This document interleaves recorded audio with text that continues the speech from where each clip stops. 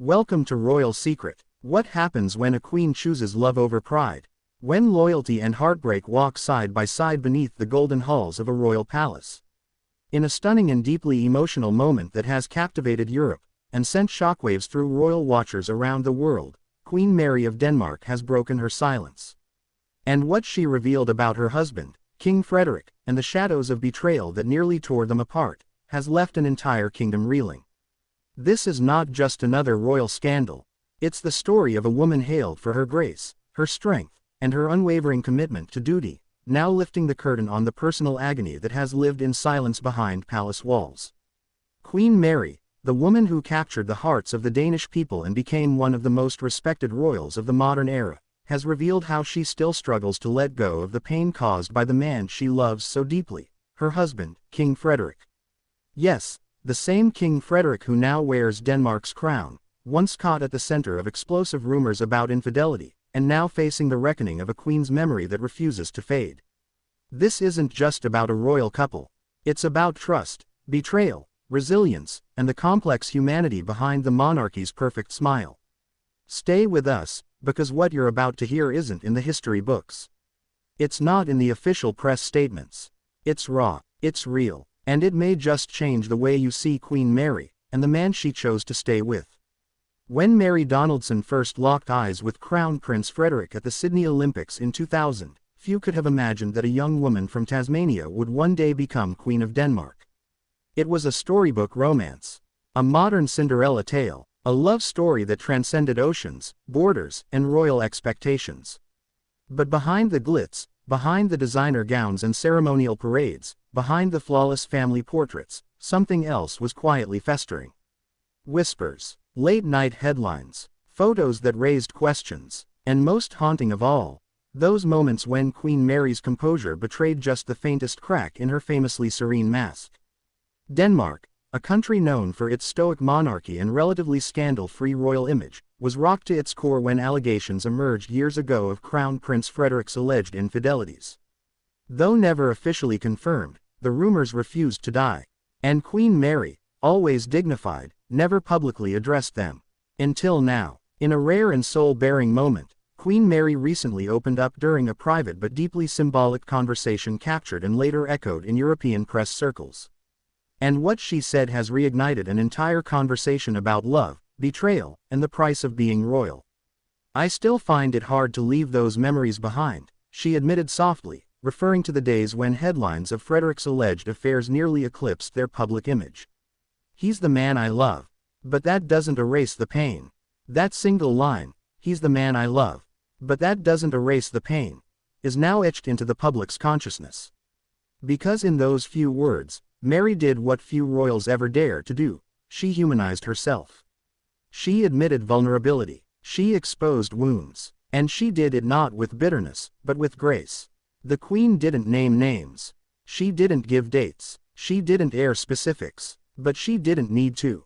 Because anyone who followed the royal story through the 2010s and early 2020s knows that the rumors surrounding Frederik's fidelity reached a crescendo that nearly drowned out their carefully cultivated image. Longtime royal watchers recall the Monte Carlo incident, and the controversial photos of Frederik at upscale European parties without Mary. There were whispers of discreet companionship, of glamorous socialites linked to the then Crown Prince, and of Mary's increasingly somber appearances at official engagements during that period. At the time, the royal palace issued its standard line, "No comment." But Queen Mary's silence back then spoke volumes. The way she withdrew from public life for several weeks. The way she leaned harder into her children's lives, visibly prioritizing Crown Prince Christian and Princess Isabella. The subtle, cold distance between her and Frederik in public appearances. All of it pointed to one painful reality: the fairy tale had cracked. Still, she stayed, and that, too, was a message. Now, years later, with the betrayal not forgotten but transformed into a scar she openly acknowledges, Queen Mary is letting the world in on a deeply personal truth. She chose to stay with a man who broke her heart, not out of weakness but out of something far more complex. "Forgiveness is not forgetting," she reportedly said in that private conversation. "It's choosing to move forward, again and again." That is the line that defines Queen Mary's private battle. Because she didn't just forgive a husband. She forgave a king, a man whose betrayal wasn't just personal, it was political. Every private failing in their marriage risked becoming a national scandal. And Mary, who had built a reputation as a pillar of modern royalty, disciplined, fashionable, devoted to her adopted homeland, had to make a choice that millions of women around the world would understand intimately. Do I walk away from the man who hurt me? Or do I rebuild the life we promised each other? Mary chose the latter, but not blindly, not without cost. Sources close to the palace say Queen Mary has worked with private therapists. She has leaned on trusted friends outside the royal bubble. She's written letters, to herself, to her children, to the woman she was before the crown.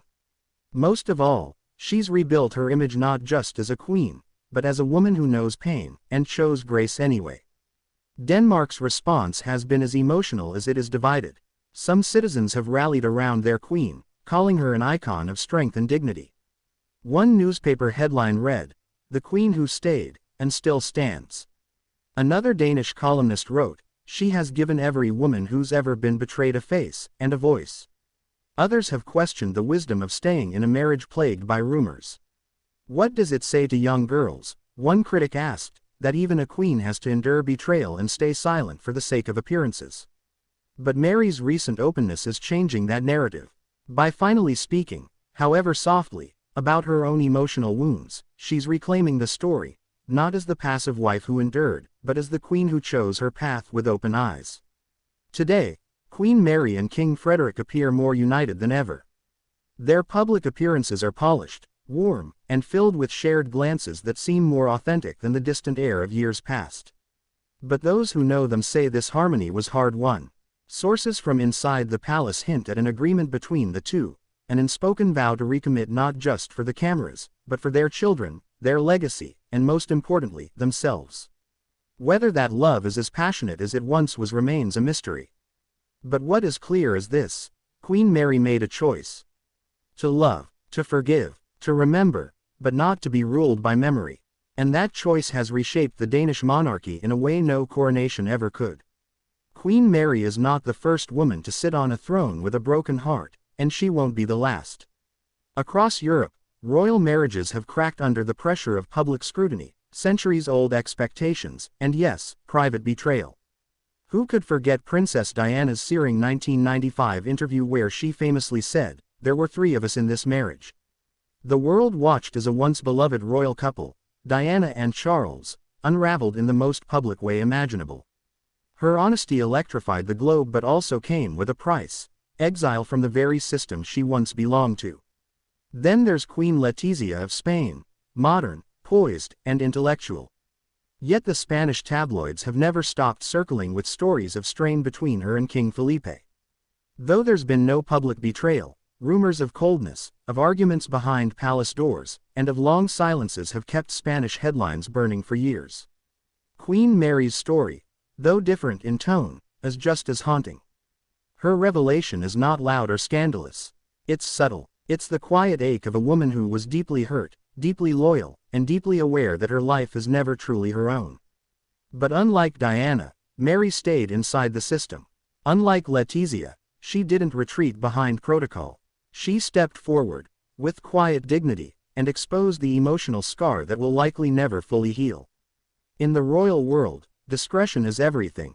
Behind the closed doors of Amalienborg Palace in Copenhagen, there exists an unwritten rule: what happens within royal walls stays buried in silence. But Mary's subtle departure from that rule, by acknowledging the emotional toll of past betrayal, signals a seismic cultural shift. She is rewriting the script for royal women. For centuries, queens consort were expected to remain silent, even when their marriages faltered. Their job was to smile, produce heirs, and maintain the illusion of a perfect monarchy. But Mary's confession changes that. Royal aides have reportedly been scrambling to reframe the Queen's words, privately reassuring Denmark's political elite that there's no present instability within the monarchy. But the public has already heard her, and they're listening with open hearts. Why did this moment resonate so deeply? Why are Queen Mary's soft-spoken admissions being hailed as revolutionary? Because she dared to show that behind the crown sits a woman. A woman who has known heartbreak. A woman who, despite royal privilege, endured something painfully human: betrayal by the one person she trusted most. Queen Mary is not using her platform to seek pity. Quite the opposite. By opening up, she's modeling what it means to forgive without forgetting. To lead without pretending. To speak truth without scandalizing the throne. In doing so, she's giving a masterclass in what 21st century monarchy could look like: less pageantry, more humanity. There's a careful line every royal must walk in the modern age. Lean too far into tradition, and you risk irrelevance. Become too modern, and you risk undermining the very institution you represent. Mary has walked that tightrope for over 2 decades. She is regal but relatable. Composed but never cold. She connects with ordinary Danes through her charity work, her maternal warmth, and her ever-present sincerity. But this new vulnerability, this glimpse into her private heartbreak, it's the most powerful connection she's ever made. In many ways, Mary is Denmark's answer to the late Queen Elizabeth II, but with one key difference: Mary is not afraid to show the human cost of royal life. Her openness, though measured, has redefined what it means to be a queen consort. She's not just a ceremonial partner. She's a woman of emotional depth, navigating personal tragedy while wearing a crown of quiet power. And what of King Frederik? His silence has been deafening. Since the whispers of infidelity first emerged, he has never addressed the rumors. He has remained smiling, formal, and dutiful. But insiders say the weight of Mary's disappointment changed him. One former royal aide revealed, there was a time when he was restless. He hated the palace routine, the pressure. But when Mary pulled away, something inside him shifted. He realized he could lose everything. Frederik has since embraced his role as king with a newfound seriousness. Gone are the carefree party days of his youth. Today, he appears more grounded, more committed, more present, both in his official duties and in his marriage. Some speculate that Mary's heartbreak may have been the wake-up call he needed. And while the past cannot be erased, it seems Frederik has spent the years since trying to rebuild what was nearly lost. But questions remain. Has he truly changed? Or is this just the performance of a man who knows the cameras are always rolling? Perhaps the most delicate element in this entire story is the couple's 4 children: Crown Prince Christian, Princess Isabella, and the twins, Prince Vincent and Princess Josephine. How much do they know about the past? Have they asked their mother about the whispers in the press? Have they seen the strain behind the palace walls? What we do know is this: Queen Mary has worked tirelessly to protect their childhoods. She has raised them with both Danish and Australian values, fostering independence, empathy, and discipline. But she has also, according to sources, taught them to value honesty. Which may explain why she chose, in her own way, to finally speak. Mary wants her children to know that even queens cry, even queens feel pain, and even queens can choose love, not because they're weak, but because they're strong enough to stay. Crown Prince Christian, the future king, is said to be incredibly close to his mother. Observers note that his body language during royal events mirrors hers: disciplined, respectful, and thoughtful. Princess Isabella, often called the firecracker of the family, reportedly shares Mary's sense of justice and inner fire. She, more than anyone, may grow up inspired by her mother's quiet strength. As these young royals step into adulthood, they'll carry not only the crown's weight, but also the legacy of a marriage that survived scandal. Queen Mary's heartfelt reflection didn't just ripple through Denmark, it made waves across Europe. In Sweden, Crown Princess Victoria is said to have privately reached out with a message of support. The two women have long shared a warm relationship, and Victoria, too, has weathered rumors in her own marriage. In the UK, royal commentators couldn't help but compare Mary's quiet resolve to Kate Middleton's recent trials following Princess Diana's legacy of public heartbreak.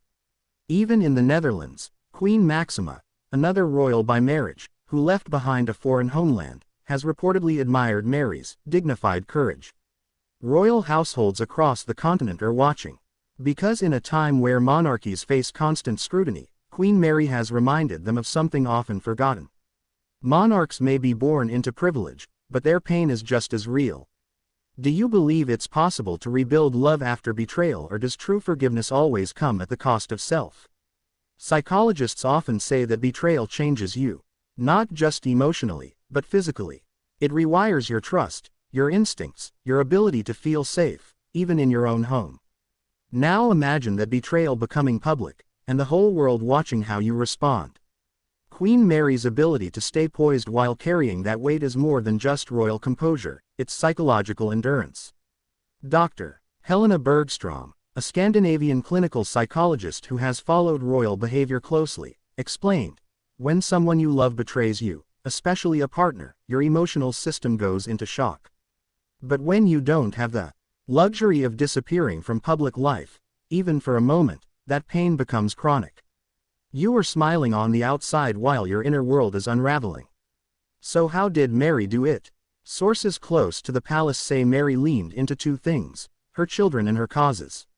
Rather than dwell in sorrow, she threw herself into her royal duties.